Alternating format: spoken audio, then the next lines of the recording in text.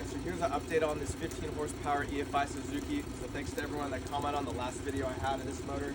So now it's running good, it's idling a lot better. I had it on the earmuffs and it was accelerating. Before it wasn't getting over 10 miles an hour.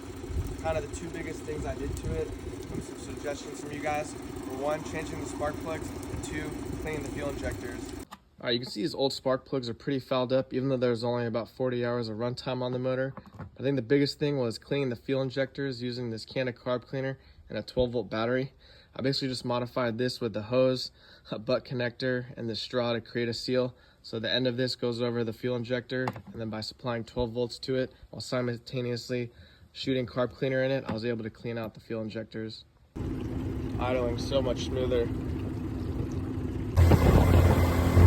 Running so much better. Full speed, baby.